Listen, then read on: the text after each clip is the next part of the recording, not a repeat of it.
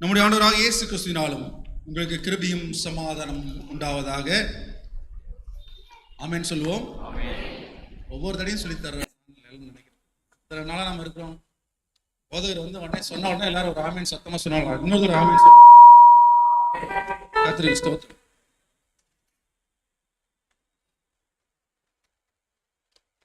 இந்த அருமையான காலை பொழுதிலே கிறிஸ்துவின் பிறப்பின் நன்னாளிலே நாம் நுழைவதற்கு முன்பாக இருக்கிற முதல் வாரமாக இது இருக்கிறது. அட்வென்த் காலங்களிலே 4வது வாரமாக இருக்கிறது. இந்த நாளிலும் கூட தேவனுடைய அன்பை குறித்ததான ஒரு செய்தியை உங்கள் மத்தியிலே பகிர்ந்து கொள்ள தேவன் எனக்கு கிருபை தந்திருக்காய். தேவனுக்கு நான் நன்றி செலுத்துகிறேன். கர்த்தராகிய ஆண்டவர் நம் ஒவ்வொருவரையும் நம்முடைய தாயின் கருவிலே உருவாவதற்கு முன்பே அவர் தெரிந்து கொண்டவராய் இருக்கிறார். வேதத்தின் வார்த்தையின்படி நம் எலும்புகள் ஒவ்வொன்றும் உருவாகும் முன்னே நம்மை காண்கிற தேவனாய் ஆண்டவர் இருக்கிறார். எனவே கர்த்தருடைய பரிசுத்த நாமத்துக்கு ஸ்தோத்திரம். ஒவ்வொரு மனிதனையும் தனிப்பட்ட முறையிலே பேர் சொல்லி அழைக்கிற தேவனாக நம் ஆண்டவர் இருக்கிறார். அநேகர் இருந்தாலும் நாம் நினைத்துக் கொண்டிருக்கலாம், நம்மை பலருக்கு தெரியாது, நான் ஒரு சிறுமியும் எளிமையுமானவன், இந்த ஆலயத்திலே நான் வந்து அமர்ந்து சென்று விடுகிறேன், என்னிடத்திலே பேசுவதற்கு ஆள் இல்லை, எனக்கு ஒரு பொறுப்புகள் இல்லை, நான் ஒரு பெரிய மனிதன் இல்லை என்று சொல்லி யார் நினைத்தாலும் சரி, அனைவரையும் தேவன் நேசிக்கிற கர்த்தராயிருக்கிறார். தேவனுடைய அன்பு மகா பெரியது. தேவன் நம்ம மேல் வைத்திருக்கிற அன்பை இயேசு கிறிஸ்துவின் மூலமாக விளங்க பண்ண இந்த அருமையான நன்னாளை நாம் ஆராதிக்க இருக்கிறோம். எனவே கர்த்தருடைய அன்பு ஆழம் அகலம் உயரம் எதுவும் அறியாதது. ஆண்டவருடைய அன்பை நாம் அதிகமாக ருசித்து பார்க்கவில்லை. ஆண்டவருடைய அன்பை ருசித்து பார்க்கிறவர்கள் பாக்கியவான்கள். வேதம் சொல்லுகிறது கர்த்தருடைய அன்பை ருசித்து பாருங்கள் என்று சொல்லி வேதம் சொல்லுகிறது. எனவே இன்றைக்கு வாசிக்க கேட்ட 3 பகுதிகள் 3மே 4ஆம் அதிகாரம். பழைய ஏற்பாட்டின் பகுதி 1 யோவான் எழுதின முதலாம் நிருபம், அடுத்தது யோவான் எழுதின சுவிசேஷம். இந்த 3லுமே 4ஆம் அதிகாரத்திலிருந்து வாசிக்க கருத்துக்களை நாம் கேட்டோம். முக்கியமாக அந்த பழைய ஏற்பாட்டு பகுதியிலிருந்து உங்களுக்கு ஆரம்பிக்கலாம் என்று சொல்லி நான் நினைக்கிறேன். மீகா தீர்க்கதரிசி அவருடைய தீர்க்கதரிசன புஸ்தகத்திலே கடைசி நாட்களிலே தேவனுடைய பர்வதத்தின் மேலே தேவனுடைய ஆலயம் கொடுமுடியிலே ஸ்தாபிக்கப்பட்டிருக்கும், மலைகளுக்கு மேலாக உயர்த்தப்பட்டிருக்கும் என்று சொல்லி எழுதியிருக்கிறார். 2ஆம் வசனம் அவர் என்ன எழுதுகிறார்? திரளான ஜாதிகள் புறப்பட்டு நாம் கர்த்தருடைய பர்வதத்திற்கும் யாக்கோபின் தேவனுடைய ஆலயத்திற்கும் போகவும் வாருங்கள், அவர் நமது வழிகளை நமக்கு போதிப்பார் என்று சொல்லி எழுதியிருக்கிறார். இதை பிடித்து கொண்ட நிறைய பேர் என்ன சொல்லுகிறார்கள்?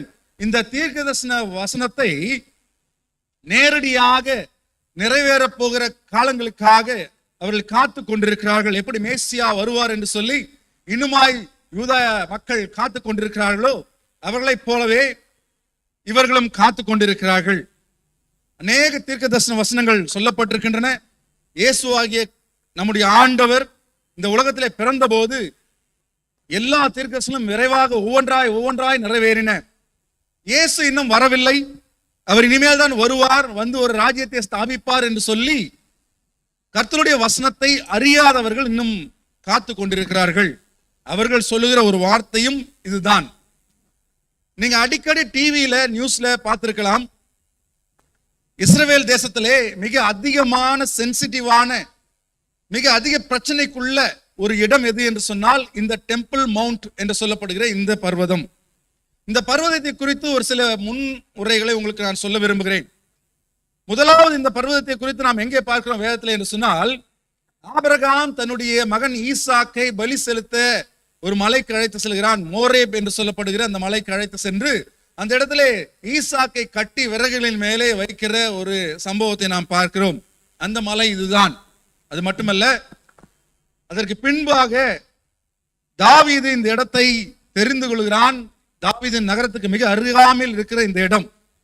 அது மட்டுமில்லாமல் இந்த இடத்துக்கு பக்கத்தில் இருக்கிற இன்னொரு இடம் என்னவென்று சொன்னால், இயேசு கிறிஸ்துவானவர் சிலுவையிலே மரித்த கொல்கதா என்று சொல்லப்படுகிற ஒரு இடம் அங்கு இருக்கிறது. இன்றைக்கு நீங்க போய் பார்ப்பீங்க என்று சொன்னால் அந்த இடத்துல ஹோலி செப்புல்கர் என்று சொல்லப்படுகிற ஒரு பெரிய ஆலயம், அந்த ஆலயத்துக்குள்ள இன்னொரு ஆலயம், அந்த ஆலயத்துக்குள்ள இன்னொரு ஆலயம் என்று சொல்லி இருக்கிறது. அந்த இடங்களிலே மிக அருகாமையிலே இந்த இடம் ஒரு மதில் சுவருக்குள்ளாய் அடைக்கப்பட்டிருக்கிறது. எருசலேமுடைய போட்டோ நீங்க பார்த்துருந்தீங்கன்னா தெரியும். ஒரு ஒரு ஒரு மதில் சுவருக்குள்ளாக ஒரு மசூதி நிற்கும். அந்த மசூதிக்கு மேலாக தங்க கலர்ல ஒரு டூம் என்று சொல்லப்படுகிற ஒரு ஒரு கோபுரம் மஞ்சள் கலர்ல இருக்கும். நீங்க பார்த்திருப்பீர்கள். அந்த இடம்தான் மிகவும் ரொம்ப ஒரு ஒரு பிரச்சனைக்குரிய பகுதியாக இருக்கிறது. அதே நேரத்தில் இரண்டு மதங்களுக்கு, அதாவது முஸ்லிம்களுக்கும் யூத மதத்தை சார்ந்தவர்களுக்கும் அது மிகுந்த புனித தலமாய் இருக்கிறது. கிறிஸ்தவங்களுக்கு அது புனித தலமாய் இருக்கலாமா இல்லையா?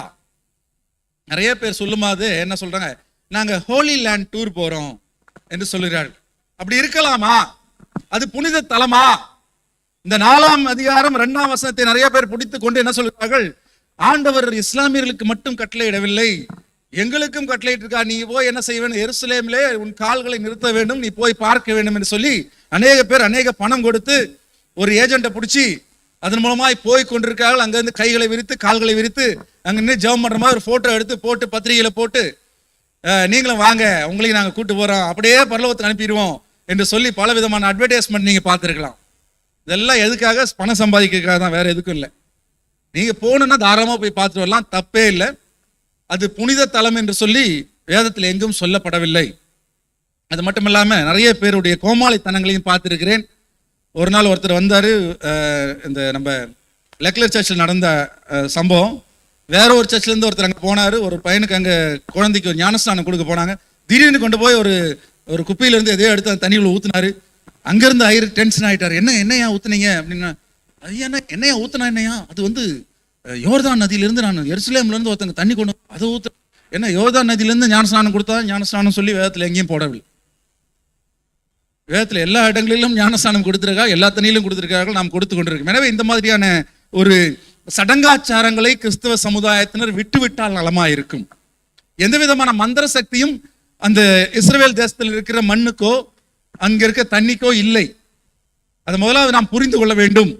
புறஜாதியார் பின்பற்றுகிற தவறான பழக்க வழக்கங்களை பின்பற்றுவதை விட்டு நாம் ஓய வேண்டும். வேதத்துக்கு புறம்பான இந்த சடங்காச்சாரங்களை விட்டு வெளியே வர வேண்டும். எனவே அப்படிப்பட்ட ஒரு திருச்சபையில் நாம் வாழ்கிறோம் என்பதை நாம் மறந்து விடக்கூடாது. நாம் சீர்திருத்தப்பட்ட திருச்சபையிலே வாழ்ந்து கொண்டிருக்கிறோம். வாசிக்க கேட்ட அந்த மீகாவின் புஸ்தகத்தினுடைய படி, இந்த மீகாவின் புஸ்தகம் கடைசி நாட்களிலே என்று சொல்லி இருக்கிறது. அந்த கடைசி நாட்கள் எந்த கடைசி நாட்கள் என்று சொல்லப்படவில்லை. ஏனென்று சொன்னால் இதற்கு ஒப்பான பலவிதமான சம்பவங்கள், இதற்கு ஒப்பான பலவிதமான செய்திகள் தானியேலின் புத்தகத்திலும் எசேக்கியேலின் புஸ்தகத்திலும் புதிய ஏற்பாட்டிலும் அங்கு சொல்லப்பட்டிருக்கிறதை நாம் பார்க்கிறோம். அப்ப கடைசி நாட்களிலே அந்த இடத்திலே ஒரு ஆலயம் நிறுவப்படும் என்று சொல்லி சொல்லப்பட்டிருக்கிறதை இப்போது இருக்கிறவர்கள் என்ன செய்கிறார்கள், தவறாக புரிந்து கொண்டு எப்படியாகிலும் அந்த டெம்பிள் மவுண்ட் என்று சொல்லப்பட்டு அல் ஹராம் அல் ஷரீஃப் என்று சொல்லப்பட்டு அழைக்கப்படுகிற அந்த இடத்திலே அந்த அல் அக்குசா மாஸ்க் என்று சொல்லப்படுகிற அந்த மசூதியை இடித்து விட்டு அந்த இடத்துல வேறொரு ஆலயத்தை எழுப்ப வேண்டும் என்று சொல்லி யூதேயா தேசத்து மக்கள் வாஞ்சித்துக் கொண்டிருக்கிறார்கள்.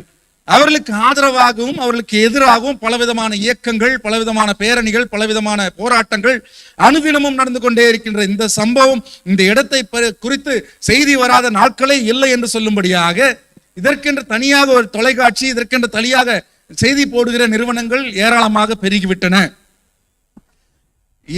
தாவீது எழுதின ஆரோகண சங்கீதங்களை நாம் வாசித்திருக்கிறோம்.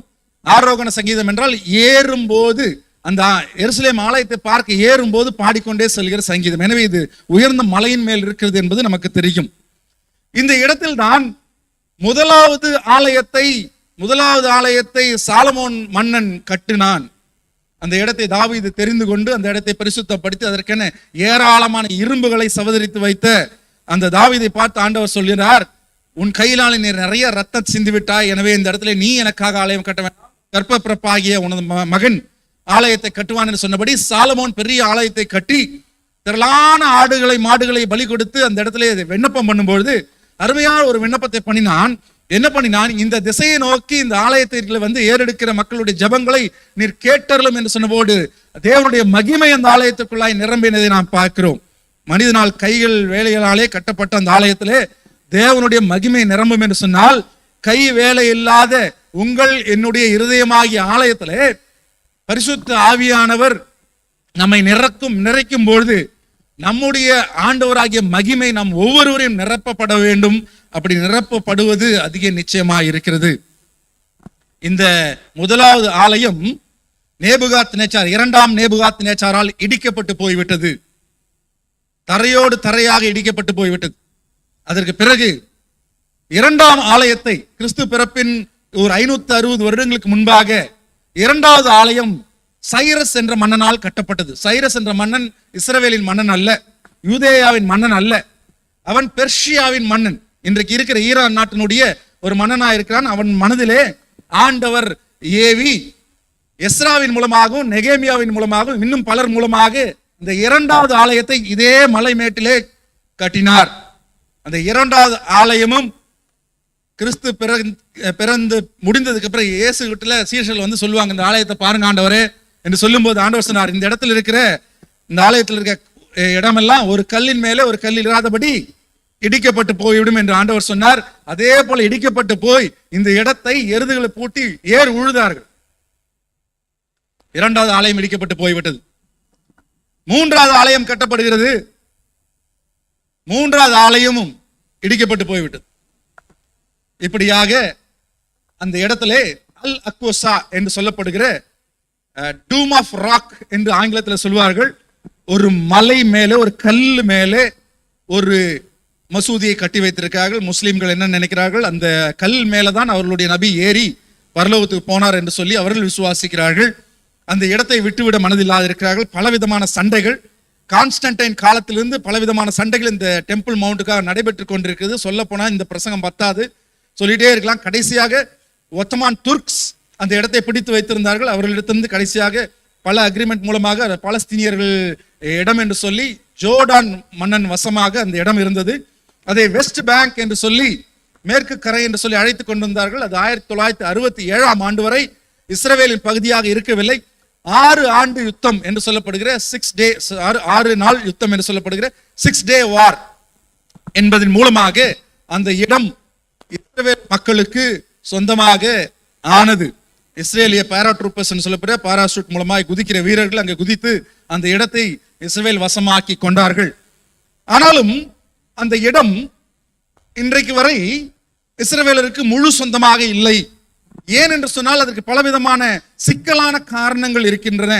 அதை ஜெயித்து எடுத்து விட்டாலும் இஸ்ரவேல் மக்கள் அதை ஜெயித்தவுடன் மிகுந்த சந்தோஷப்பட்டார்கள். அது அவர்களுடைய நாடோடு சேர்க்கப்பட்டதுக்காக மிகவும் மகிழ்ச்சி அடைந்தார்கள்.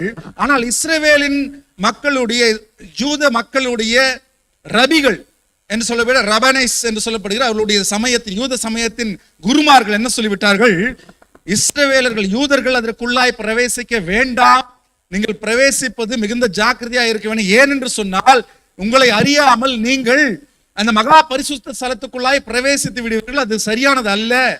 எனவே அதுக்குள் நீங்கள் பிரவேசிக்க வேண்டாம் என்று சொல்லிவிட்டார்கள்.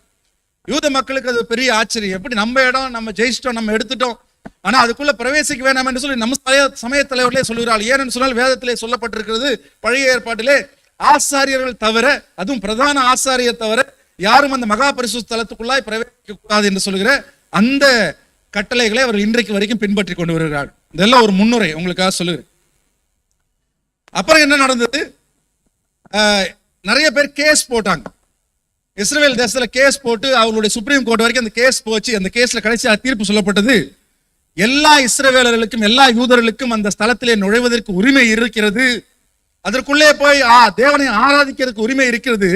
ஆனாலும் அவர்களுடைய உரிமை மற்ற சமுதாயத்தின் மற்ற சமூகத்தின் ஒழுக்கத்தை கெடுப்பதாகவோ அமைதியை சீர்குலைப்பதாக இருக்கும் பட்சத்திலே அதை செய்யாதிருப்பதே நல்லது என்று சொல்லிவிட்டார்கள். எனவே இப்ப என்ன செய்யலாம், இன்னைக்கு என்ன ஸ்டேட்டஸ் கோ அப்படின்னா, அங்கே முஸ்லிம்கள் உள்ளே போய் தொழுகை நடத்த, ஆனால் மற்ற சமயத்தை சேர்ந்தவர்கள் உள்ளே போகலாம், பார்க்கலாம், ஆனால் எந்த விதமான தொழுகையும் செய்யக்கூடாது என்று சொல்லிவிட்டதுனால வெயிலிங் வால் என்று சொல்லப்படுகிற கண்ணீரின் சுவற்று பக்கத்திலே போய் அழுகின் சுவத்திலே போய் இவர்கள் முட்டி மோதி மேசியா எப்போ வருவார், எங்களுக்கு எப்போ திறந்து விடுவார், எப்போ நாங்கள் உள்ள போய் ஆலயம் ஸ்தாபிக்கப்பட்டு போகிறது, எப்போது நாங்கள் போய் ஜெபம் பண்ணுவோம்னு சொல்லி போய் முட்டி மோதி கொண்டிருக்கிறார்கள். இன்னும் உள்ளே போவதற்கு வாய்ப்பு இருந்தும் அதை பயன்படுத்திக் கொள்ள முடியவில்லை, மற்றவர்களும் அங்கே செல்வதில்லை.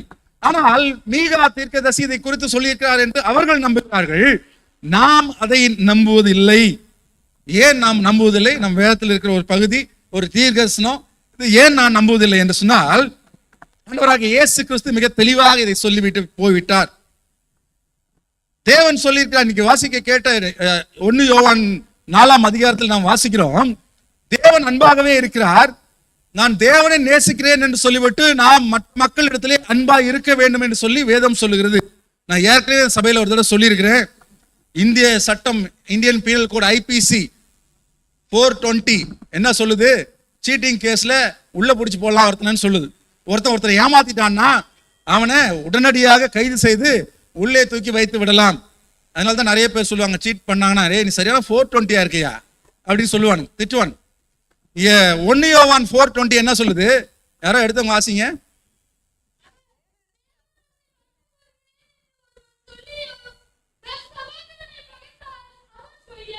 தேவனிடத்தில் அன்பு கூறுகிறேன் என்று சொல்லியும் தன் சகோதரனை பகைத்தால் அவன் பொய்யன். வேத வசனம் தெளிவாக இருக்கிறது. இதுல எந்த விதமான மாற்றமும் கலப்படமும் இல்லை. யாராவது போய் உடனே சொல்லாதீங்க, யாரையோ மனசுல வச்சுட்டு பிரசங்கம் பண்றாங்க அப்படின்னு. எனக்கு அதுக்கான அவசியம் இல்லை. சரிங்களா? வேதத்துல என்ன சொல்லியிருக்கோ அதை சொல்ல வேண்டியது என் கடமை. அதுக்கு மேல ஒரு வார்த்தை நான் சொல்லக்கூடாது, அதுக்கு கம்மியா ஒரு வார்த்தை சொல்லக்கூடாது. அப்ப ஒரு ஆலயத்துல, நம்ம ஆலயம் எல்லா ஆலயத்திலும் பொருந்தும், ஒரு ஆலயத்துல ஒன்றாய் ஆராதிக்கிற நாம், ஒன்றாய் உட்கார்ந்து இருக்கிற நாம், கிறிஸ்தவர்கள் என்று சொல்லிக் கொள்கிற நாம், எல்லாவற்றையும் சொல்லிக்கொண்டு கம்யூனியன்ல பங்கு பெற்றுக்கொண்டு ஒருத்தரை பார்த்து தோத்திரம் பண்ணிட்டு மனசுக்குள்ள அவன் மேல பகைமை வைத்திருந்தோம் என்று சொன்னால் யார்? அவங்க தான் அந்த 420. அதுதான் வேதம் சொல்ற 420. அவன் பொய்யன். அவனிடத்துல தேவனுடைய அன்பு பரிபூர்ணமாய் விளங்க முடியாது. வேதம் சொல்லுகிறது, இதற்கு ஒப்பாய் இருக்கிற 2ஆம் கற்பனை என்னவென்று சொன்னால், நான் உன்னிடத்துல நீ அன்பு கூறுவது போல உன் அயலான் இடத்திலும் நீ அன்பு கூறுவாயாக. இதற்கு விரோதமான கற்பனை வேறொன்றும் இல்லை. இது யாருக்கு பொருந்தும்? என்ன தவிர மற்ற எல்லா கிறிஸ்தவங்களும் பொருந்தும் சொல்லி ஒவ்வொருத்தரும் நினைக்கிறோம். எனக்கு பொருந்தாதுங்க. மற்றவங்க எல்லாரும் என்னை நேசி, நான் அப்படி பாகுபாடு பார்த்து நேசிப்பேன் அப்படின்றத நம்ம கடமையா இருக்குது. ஆனால் வேதம் யாருக்கும் அந்த மாதிரி எக்ஸ்பிரஷன் கொடுக்கவே இல்லை. எல்லாரும் ஒண்ணுதான். உன்னை நீ நேசிப்பது போல பிறனையும் நேசிக்க வேண்டும். பிறனை பத்தி ஒரு போஸ்ட் ஒன்று ஒரு வாட்ஸ்அப்ல போட்டேன்னா உன்னை பத்தி ஒன்று போட்டுக்கோ, ஓ யோகியத்தை பத்தி ஒன்று போட்டுக்கோ, அப்படின்னா சந்தோஷம். நான் நல்லவன் போட்டேன்னா அடுத்தவனை பத்தி நல்லதுன்னு போடு. இங்க பகைக்கிறதுக்கோ இங்க ஒருத்தன் வேறுபாடு பண்ணவோ எந்த வேதத்தின் வசனமும் உனக்கோ எனக்கோ உரிமை கொடுக்கவில்லை. நாம இங்க ஆலயத்துக்கு வர்றது எதுக்காக வருகிறோம் என்பதே உணர்ந்து கொள்ளாமல் வருகிறோம். நல்ல அம்மியில வச்சு இஞ்சி பூண்டு மிளகா தக்காளி வெங்காயம் எல்லாம் வதக்கி வச்சு நல்லா அரைச்சி, நல்லா மசாலா அரைச்சி, அதை கழுவி ஊத்தி ஒரு சட்டி எடுத்து வச்சு அந்த சட்டியில் நல்லா எண்ணெயை ஊத்தி கடுகு வெங்காயம் எல்லாம் போட்டு வதக்கி இந்த மசாலாவெல்லாம் உள்ள போட்டு அப்படியே புளியை கரைச்சி ஊற்றி என்ன இருக்குதோ எல்லாம் போட்டு அதில் அப்படியே மிளகாத்தூள்லாம் போட்டு நல்லா தேங்காய் அரைச்சி ஊற்றி மீனை போட்டு குழம்பு வச்சு நல்லா சாப்பிட்டாலும் நமக்கு தான் டேஸ்ட் ஒழிய அந்த சட்டிக்கு டேஸ்ட் கிடையாது.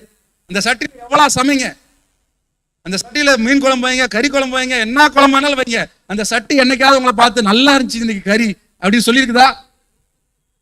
அது போலதான் நாமளும் இருக்கிறோம். சபைக்கு வர்றோம், போறோம், ஆலயத்துக்கு வர்றோம், எல்லாம் காணிக்க 100 ரூபாய் 500 ரூபாய் 501 1001 எல்லாம் வைக்கிறோம். சபை எதுக்காக வரோன்றதே மறந்து போயிட்டோம். ஆண்டவர் சொல்லியிருக்காரு, ஒருத்தன் நேசிக்கிறதுக்காக இந்த ஐக்கியம். இது கிளப் இல்ல, இது சங்கம் இல்ல, இது நமக்கு ஒரு பொழுதுபோக்கு ஸ்தலம் இல்ல. உன்னை நீ ஆண்டவருக்குள்ளாய் பலப்படுத்திக் கொள்ளவும், உன்னை பக்தி விருத்திக்கு எதுவாக வளர்த்து கொள்ளவும், நீ என்னுடைய ராஜ்யத்திற்கு மரித்தாய் என்று சொன்னால் வந்து சேரவும் வேண்டும் என்பதற்காக உன்னை பயிற்றுவிக்கிற ஒரு இடமாய் இருக்கிறது என்று சொல்லி ஆண்டவர் உங்களையும் என்னையும் பார்த்து சொல்லுகிறார். நிறைய மரணங்கள் கேள்விப்படுகிறோம். சபையில அருமையான ஒரு குடும்பம். கொஞ்ச நாளுக்கு என் மனைவிக்கு தூக்கமே இல்லை. எனக்கும் மனசு ரொம்ப கஷ்டம். முந்தின நாள் தான் அந்த பையனை பார்த்து நான் பேசி போறேன். சரியில் அங்க நிற்கும் போது இதை கேள்விப்பட்ட உடனே மிக வேதனையாக இருந்தது. இது போல பல மரணங்களை இந்த சபை சந்தித்து இருக்கிறது. முன்னால் நின்று பாடினவங்க எத்தனையோ பேர் எதிர்பார்க்காத விதத்தில் மரணம் அடைந்து போனார்கள். இதை குறித்து வேதம் என்ன சொல்லுகிறது? இயேசு கிறிஸ்து என்ன சொல்லுகிறார்? சொன்னார், சீலோவிலே கோபுரம் இடிந்து 16 பேரை கொண்டே பிலாத்து மற்ற மனிதர்களுடைய பலிகளை ரத்தத்திலே பலிகளோட கலந்து விட்டானே, இவங்கெல்லாம் யோக்கியங்களா, இவங்கெல்லாம் கெட்டவங்களா? அவங்கள விட அவங்களாம் கெட்டவங்கன்றனால மரித்து போயிட்டாங்களா? அப்படி அல்ல. இந்த நிலைமை உங்களுக்கு வருவதற்கு எவ்வளவு நேரம் ஆகும்? இந்த நிலைமை உன் குடும்பத்தை விட்டு நீ எடுக்கப்பட்டு போவதற்கு எத்தனை நாள் ஆகும்? தேவன் சொல்கிறார், மதிகேடனே, இன்றைக்கு உன் ஆத்மா உன்னிடத்துல இருந்து எடுத்துக்கொள்ளப்பட்டால் நீ சேகரித்து வைத்தவர்கள் என்ன ஆகும்? இதை யோசிப்பார் இல்லை. எல்லாமே பாலிடிக்ஸ் பண்ணணும், அதை பண்ணணும், இதை பண்ணணும். ஏன் போட்டோ போடல, ஏன் பேரை போடல, ஓம் பேரை போடல. இதே திங்கிங் இந்த இடத்துக்கு வருவதற்கு அது ஒரு சட்டி மாதிரிதான், அம்மிக்கல்லு மாதிரிதான். ஒரு மனிதனாக நாம் இருக்க வேண்டும் என்று சொன்னால் இங்க என்ன சொல்லப்படுகிறது என்பதனுடைய சுவையை ருசிக்க வேண்டும் என்று சொன்னால் வேதத்தினுடைய சாராம்சம், வேதத்தினுடைய அடிப்படை, வேதத்தினுடைய எழுத்துக்களை புரிந்து கொள்ள வேண்டும் என்று சொன்னால் நீங்கள் உங்கள் அறிவை வளர்த்துக் கொள்ள வேண்டும். அறியாமையால் என் ஜனம் அழிகிறதே என்று சொல்லி வேதம் சொல்லுகிறது. ஏசாயா 11:9 எடுத்து வாசிங்க. யாராவது ஆண்கள் வாசிங்க. ஏசாயா 11:9. பைபிள் கொண்டு வந்திருக்கீங்களா?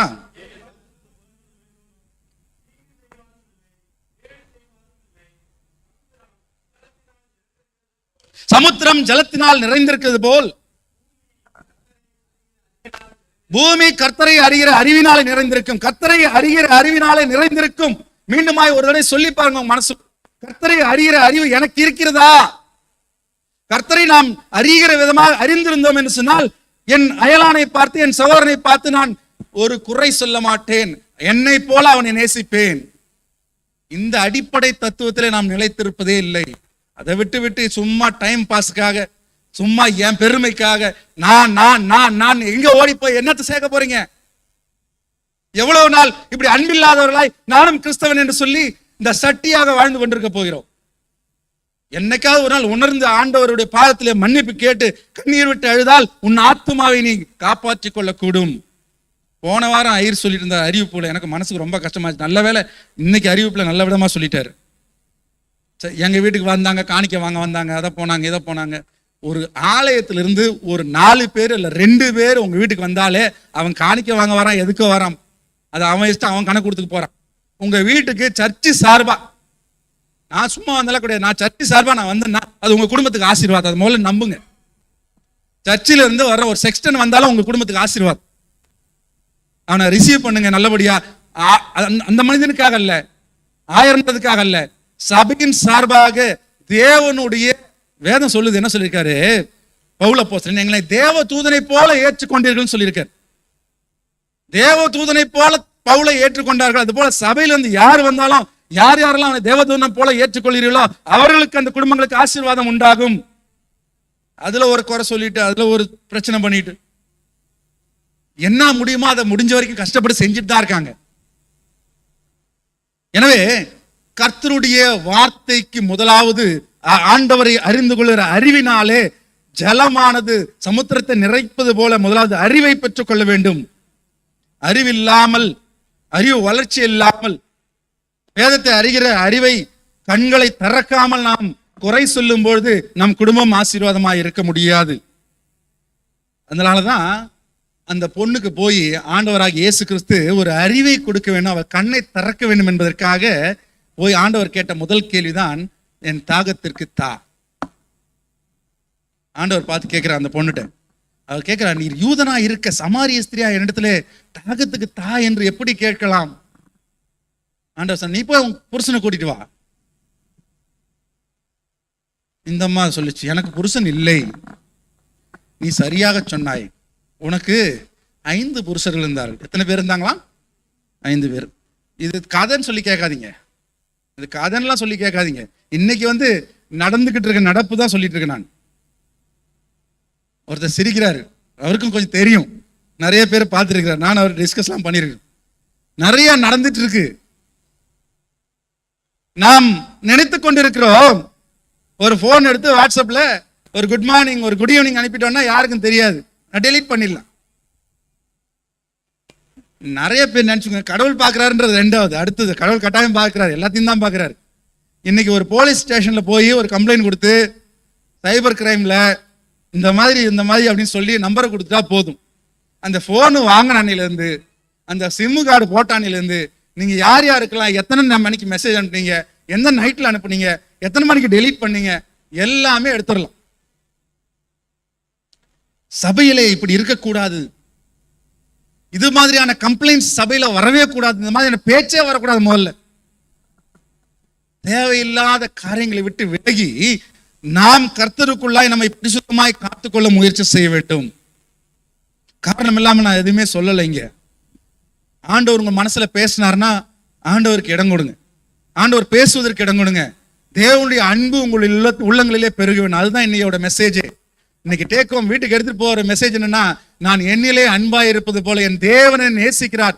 அதனால வாசிக்கிறோம், தேவன் தம்முடைய ஒரே பேரான குமாரனை விசுவாசிக்கிறவனோ அவன் கெட்டு போக நித்திய ஜீவனை பெறும்படி அவரை தந்தொருளி இவ்வளவாய் உலகத்தில் அன்பு கூர்ந்தார். இங்கிலீஷ்ல பாட்டு போடுறோம் இல்லையா, there is no உயரம் ஆழம் அகலம் எதுவுமே இல்லாத அளவுக்கான அன்பு. எத்தனையோ உலகத்தினுடைய அன்பை பார்க்கிறோம், அதெல்லாம் நம்ம விட்டு மறைந்து போகும்.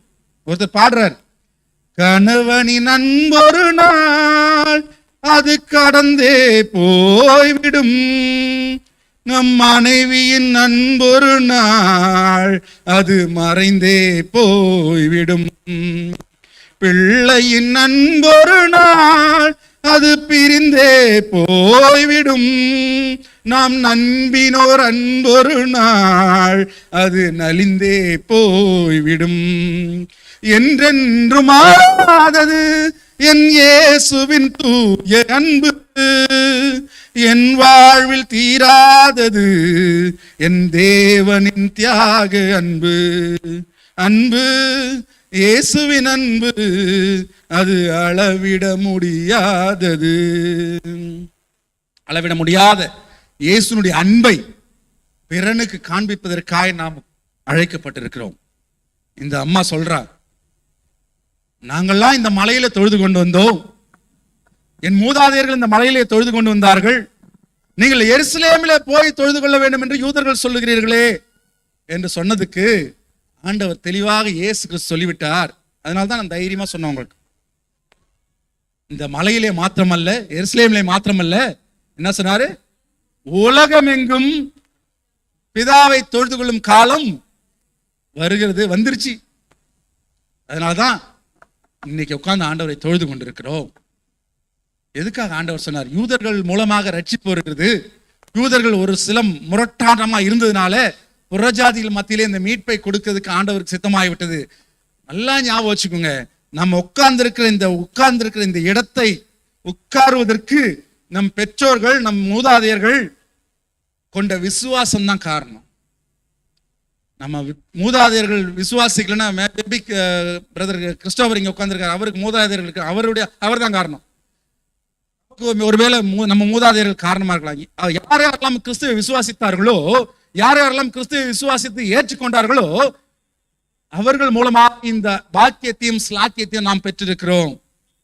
எனவே நாம் பெற்றுக்கொண்ட இந்த பாக்கியத்தை என்னவென்பதை முதலாவது புரிந்து கொள்ள வேண்டும். புரிந்து கொண்டு இது உரிமை இல்லை, இது எனக்கு கிடைக்கப்பட்ட பெரிய சலுகை இல்லை, நான் சம்பாதித்ததல்ல, இது தேவனால கொடுக்கப்பட்ட ஒரு ஈவு என்பதை புரிந்து கொண்டு மற்றவரிடத்திலே அன்பும் சிநேகமாய் இருக்க கற்றுக்கொள்வோம். இதைத்தான் வேதம் சொல்லுகிறது, உன்னிடத்திலே அன்பு கூறுவது போல நீ பிறனிடத்திலும் அன்பு கூற வேண்டும்.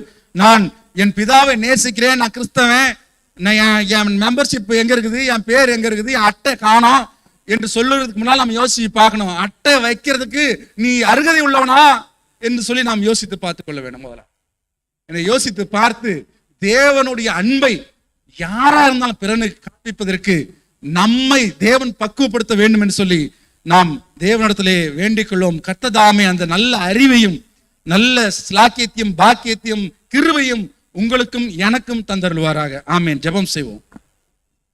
எங்களை நேசிக்கிற அன்பின் ஆண்டவரே, இந்த நல்ல காலை வேளைக்காக நன்றியோடு துதிக்கிறோம், ஸ்தோத்திரிக்கிறோம்.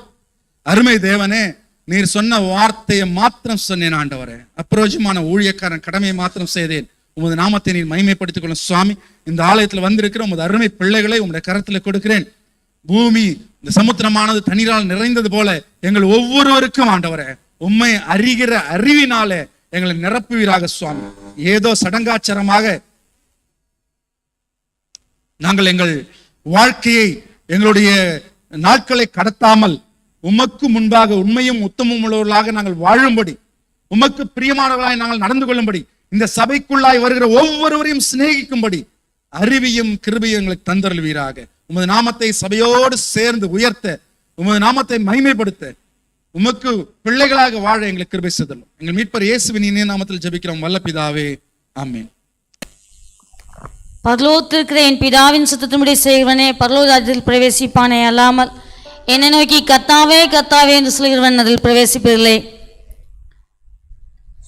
சிறுக விதைக்கிறவன் சிறுக அறுப்பான், பெருக விதைக்கிறவன் பெருக அறுப்பான்.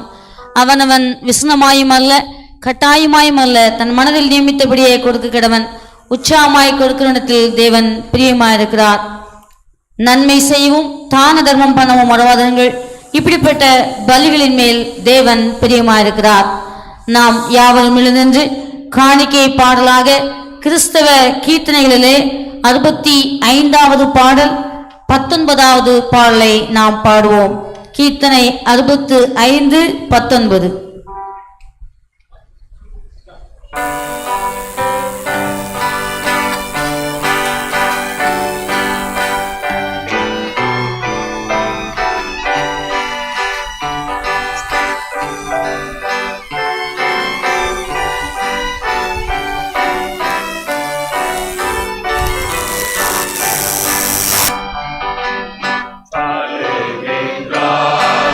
Sangha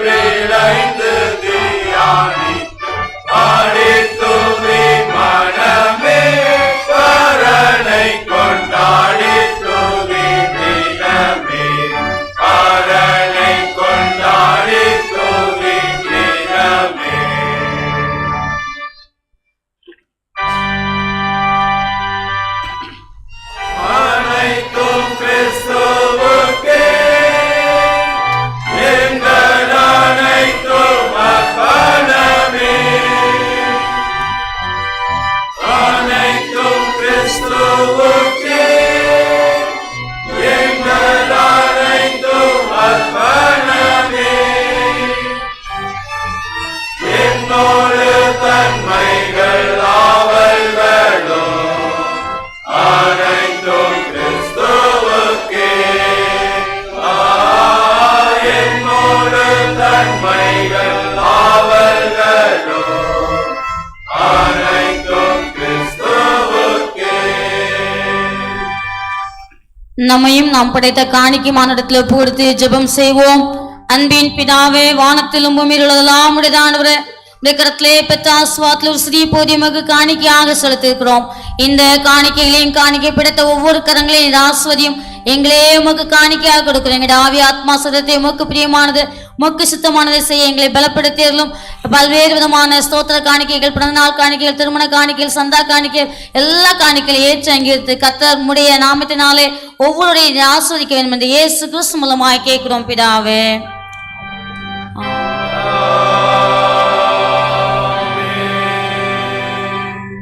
சர்வ வல்லமுள்ள கடவுளே, சகல ஞானத்திற்கும் காரணரே, நாங்கள் வேண்டுகொள்ளும் நீங்கள் அவசியங்கள் உமக்கு தெரியும்.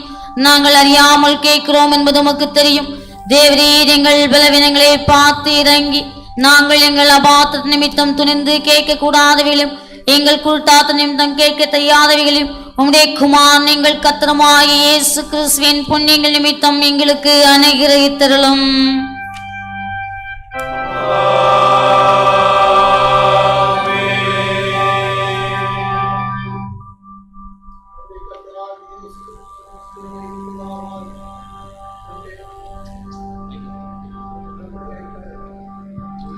நம்முடைய கர்த்தராகிய இயேசு கிறிஸ்துவின் கிருபையும் பிதாவாகிய தேவனுடைய அன்பும் பசாண்ட ஐக்கியமும் நம் அனைவரோடும் கூட இப்பொழுதும் எப்பொழுதும் நிலைத்திருக்க கடவுது.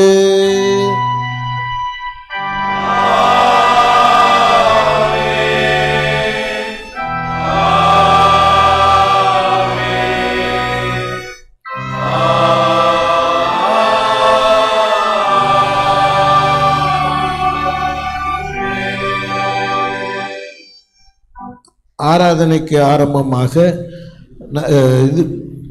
திருவிருந்து ஆரம்பமாக நாம் பாமாலையில் 54ஆம் பாடலை பாடுவோம். அதில் 2 சரணம் மட்டும் பாடுவோம். 54வது பாமாலை.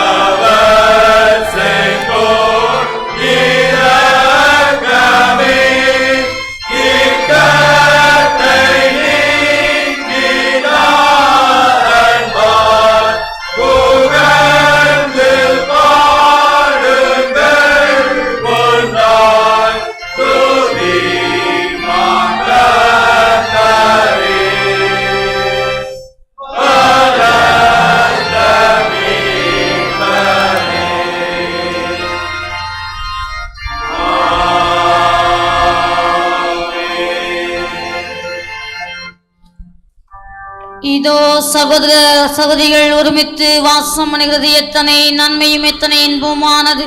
அந்த ஒரே அப்பத்தில் நாம் எல்லாரும் பங்கு பெறுகிறபடியால் அநேகராய நாம் ஒரே அப்பமும் ஒரே சரீரமாயிருக்கிறோம்.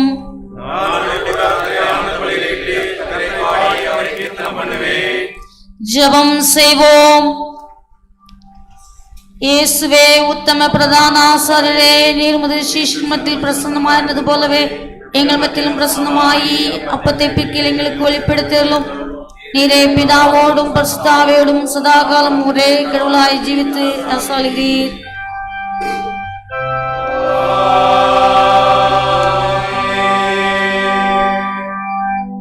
ஆண்டவர் உங்களோடு இருப்பாராக.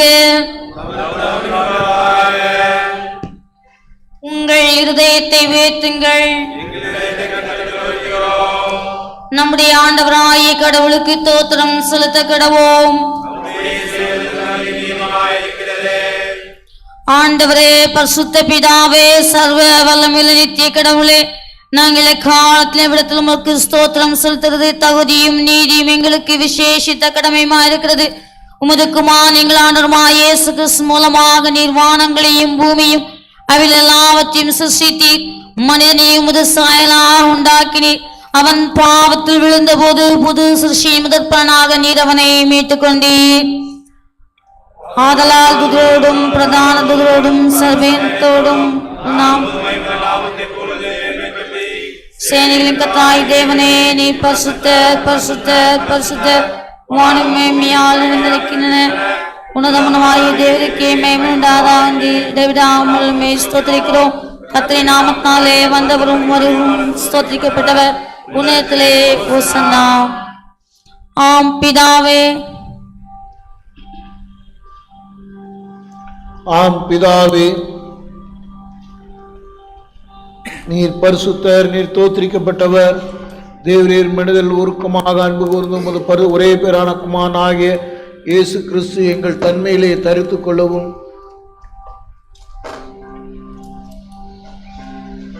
சிலுவையிலே மரித்து எங்களை மீட்டுக் கொள்ளவும் அவரை தந்தருளி நீரே.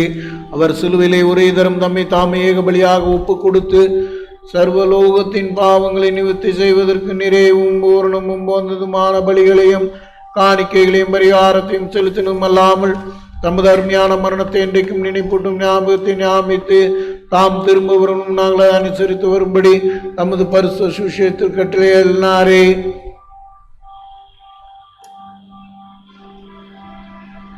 அவர் தாம் காட்டி கொடுக்கப்பட்ட அன்று ராத்திரியிலே அப்பத்தை எடுத்து விட்டு சீஷர்களுக்கு கொடுத்து, இதை உங்களுக்கு கொடுக்கப்படுகிற என்னுடைய சரீரம், என்னை நினைவு கூறும்படி இதை செய்யுங்கள் என்று திருவுளம் பற்றினார். அப்படியே போஜனம் பண்ணின பின்பு அவர் பாத்திரத்தை எடுத்து ஸ்தோத்திரம் பண்ணி அவர்களுக்கு கொடுத்து, நீங்கள் எல்லோரும் இதில் பானம் பண்ணுங்கள், இது பாவ மன்னிப்பு உண்டாகும்படி உங்களுக்காகவும் அநேகருக்காகவும் சிந்தப்படுகிற புது உடன்படிக்குரிய என்னுடைய ரத்தம், இதை பானம் பண்ணும்போதெல்லாம் என்னை நினைவு கூறும்படி செய்யுங்கள் என்று திருவுளம் பற்றினார்.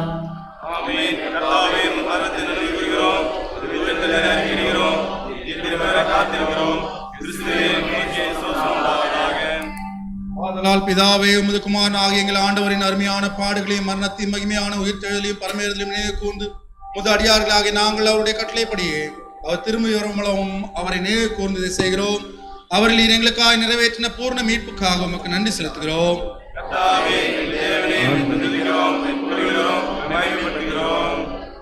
இரக்கமுள்ள பிதாவே, நாங்கள் பிற்கிற அப்பம் கிறிஸ்துவனுடைய சரீரத்தின் ஐக்கியமாய், நாங்கள் ஆசீர்வதிக்கிற பாத்திரம் கிறிஸ்துவனுடைய ரத்தத்தின் ஐக்கியமாய் இருக்கும்படி எங்களையும் நீரே தந்த இந்த அப்பத்தையும் திராட்சை சத்தியம் முது பரிசுத்தாவியால் பரிசுத்தப்படுத்த வேண்டும் என்று மிகுந்த தாழ்மையோடு பிரார்த்திக்கிறோம். நாங்கள் எல்லாரும் எங்கள் ஆண்டவராகிய கிறிஸ்துவில் கூட்ட இணைக்கப்பட்டவர்களாகி விசுவாசத்திலே ஒருமைப்படவும் தலையாகி அவருக்குள் எல்லாவற்றிலேயும் வளரவும் கிருபை செய்யும். அவரோடும் பரிசுத்த ஆவியோடும் ஐக்கியமாயிருக்கிற சர்வ வல்லமையுள்ள பிதாவாகிய உமக்கு அவர் மூலமாய் சகல கனமும் மகிமையும் என்றென்றைக்கும் உண்டாவதாக.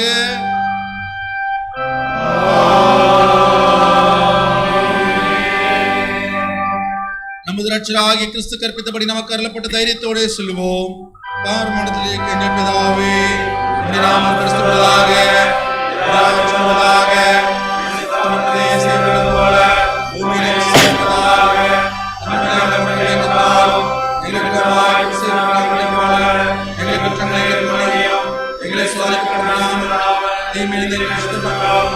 ராஜ்யம் வல்லமை மகிழ்ச்சியே.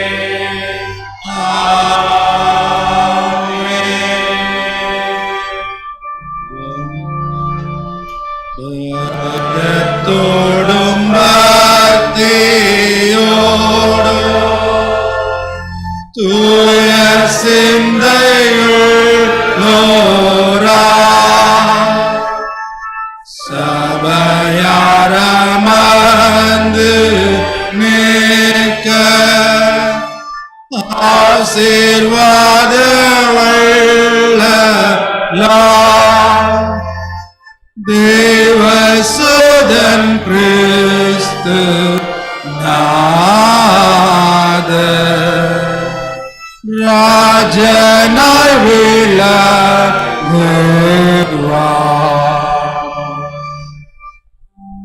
இரக்கமுள்ள கர்த்தாவே, எங்கள் சுயநீதி நம்பி நாங்கள் உம்முடைய பந்திலே சேர துணியாமல் தேவருடைய அளவற்ற இரக்கத்தை நம்பி சேருகிறோம். உம்முடைய மேசின் கீழ் துணிக்கைகளை பெற்றுக்கொள்ள நாங்கள் பாத்திரர் அல்ல. ஆனாலும் தேவரீர் எப்போதும் இருக்கும் செய்கிற லட்சம் மாறாத ஆண்டவராயிருக்கிறீர். ஆகையால் கிருபையுள்ள கர்த்தாவே, உமது அருமையான குமாரனாகிய இயேசு கிறிஸ்துவின் சரீரத்தால் எங்கள் பாவமுள்ள சரீரமும் ஆத்மாவும் சுத்தமாகி அவருடைய விளையாடுந்தாலே எங்கள் ஆத்மா கழுவப்படுவதற்கும் எப்போது நாங்கள் அவருக்குள்ளும் அவர் எங்களுக்குள்ளும் மோசமாக இருப்பதற்கு ஏற்ற விதமாய் அவருடைய சரீரத்தை புசித்து அவருடைய ரத்தத்தை பானம் பண்ண எங்களுக்கு கிருபை செய்தல்லும்.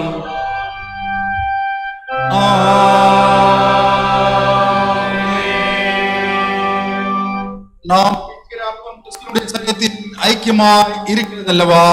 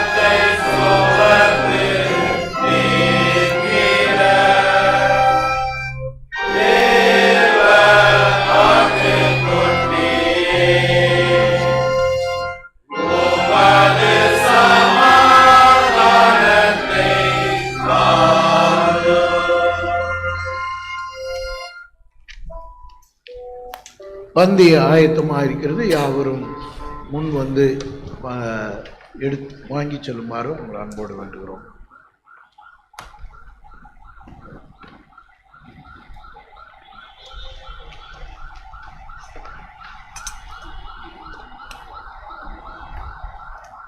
பெண்கள் முதலாவது வரும்படியாக கேட்டுக்கொள்ளும்.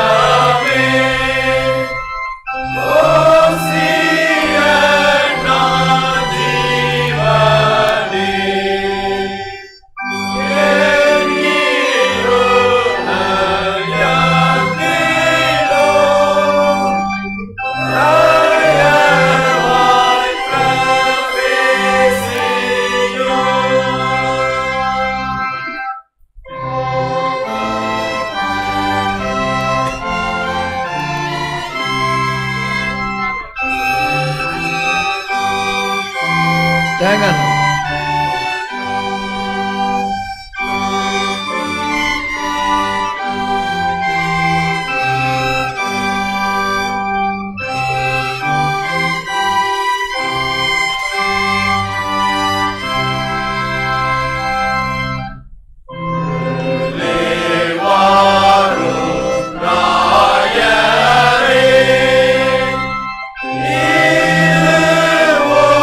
Illuminati.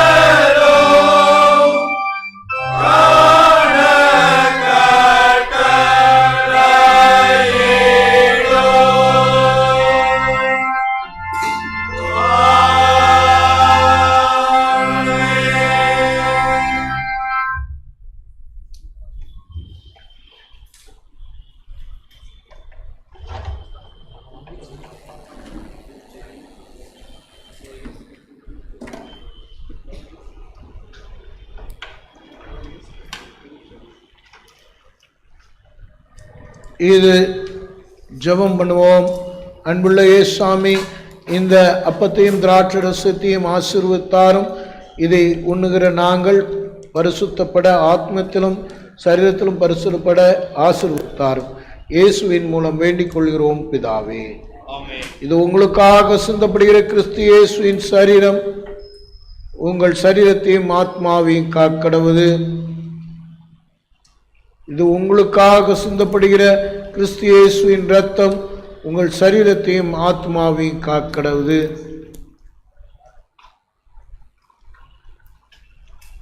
பிதா, சுதன், பரிசுத்தாவின் பெயராலே ஆமென்.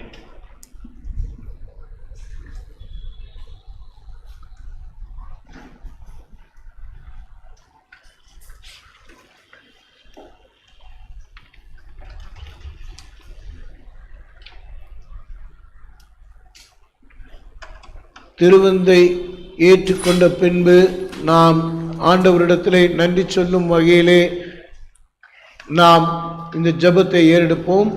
சிஎஸ்ஐ ஆர்டர் ஆஃப் சர்வீஸிலே பக்கம் 18. கிறிஸ்துவின் சரீரமும் இரத்தமும் ஆகிய சாக்கிரமத்தை விசுவாசத்தில் பெற்றுக் கொண்டவர்களாகிய நாம் அவருக்கு தோத்திரம் செலுத்துவோமாக. சர்வவல்லமுள்ள கடவுளே, பரமபிதாவே,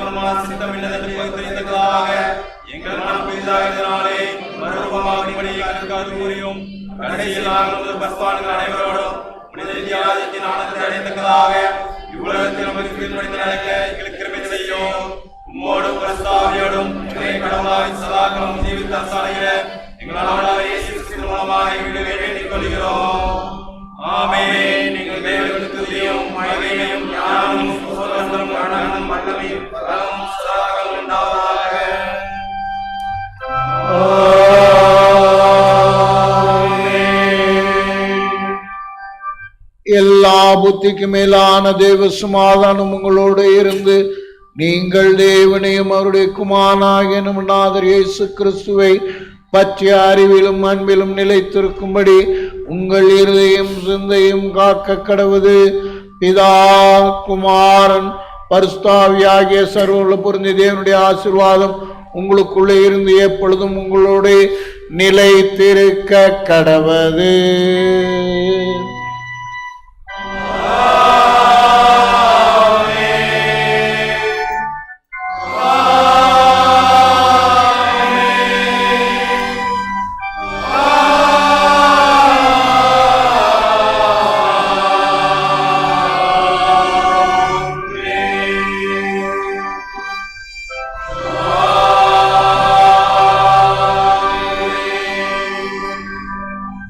இந்த ஆராதனைக்கு நிறைவாக நிறைவு பாடல் பாமாலை 52.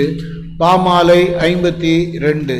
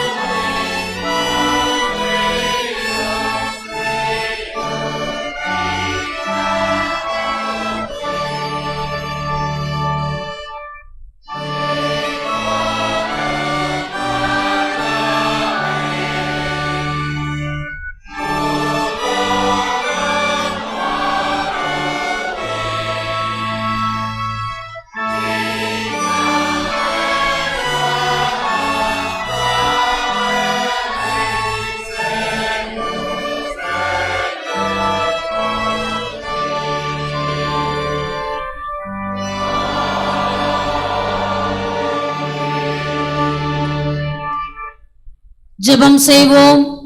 என் அன்பின் ஆண்டவரே, இந்த அருமையான ஆராதனை வேலைக்காக நன்றி செலுத்துகிறோம். நாங்கள் உம்மை முழு இதயத்தோடும் முழு ஆத்துமாவோடும் இந்த அருமையான காலவேளையிலே உம்முடைய சமூகத்திலே உம்மை தொழுது கொள்ளக்கூடிய பாக்கியத்தை கொடுத்தீர். கோடானு கோடி தூதர்கள் உம்மை போற்றி வணங்கி கொண்டிருக்கிறார்கள். நாங்களும் எங்களுடைய உதடுகளினாலே எங்களுடைய இதயத்தினாலே உம்மை இந்த நாளிலே இந்த நேரத்திலே ஆராதிக்கக்கூடிய பாக்கியத்தை கொடுத்தீர்.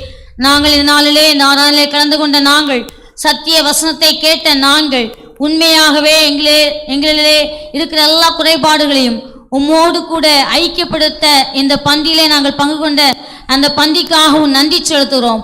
உம்மோடு கூட தொடர்ந்து உம்மை நேசிக்கவும் பிறரை நேசிக்கவும் எங்களுக்கு நீர் போதித்தருளும். நீரே நல்ல தேவன், எங்களை செம்மையான வழி நடத்த வேண்டும் என்று கெஞ்சுகிறோம். கர்த்தர் நீர் ஆளுகை செய்கிறவர், எங்களை ஆண்டு வழி நடத்த வேண்டும் என்று ஜெபிக்கிறோம்.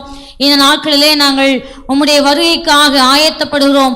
இது இந்த பூமியிலே வந்தனுடைய அந்த மேசியமாகிய கிறிஸ்துவை எங்கள் இருதயத்திலே உண்மையான அன்பின் சொரூபியாகிய உம்மை எங்கள் இருதயத்திலே தரித்து கொண்டவர்களாக, உள்ளான இருதயத்திலே தெய்வீக சமானத்தை பெற்றவர்களாக கிறிஸ்து எங்கள் உள்ளங்களிலே வந்து தங்கி அந்த மேலான பிறப்பின் நிச்சயத்தை எங்கள் இருதயத்திலே பெற்றவர்களாக எங்கள் அருமையான திருச்சபையின் பிள்ளைகள் ஒவ்வொருவரையும் இந்த நாளிலே இந்த ஆராதனையிலே கலந்து கொண்ட ஒவ்வொருவரும் தங்கள் இருதயத்திலே உம்மை முழுமையாக அறிந்து கொள்ளக்கூடிய பாக்கியத்தை தந்து தொடர்ந்து அருமையான பிள்ளைகள் வேண்டிக்கொள்ள எல்லா விண்ணப்பங்கள் வேண்டுதல் எல்லாவற்றையும் கேட்டு அவருடைய இருதயத்தின் பாரங்கள் கண்ணீர்கள் வேதனைகள் எல்லாவற்றையும் துடைத்து உடைய சமூகத்திலே வேண்டிக்கொண்ட எல்லா விண்ணப்பங்களுக்கும் நீர் பதில் கொடுக்க வேண்டும் என்று இயேசு கிறிஸ்து மூலமாக கேட்கிறோம் பிதாவே.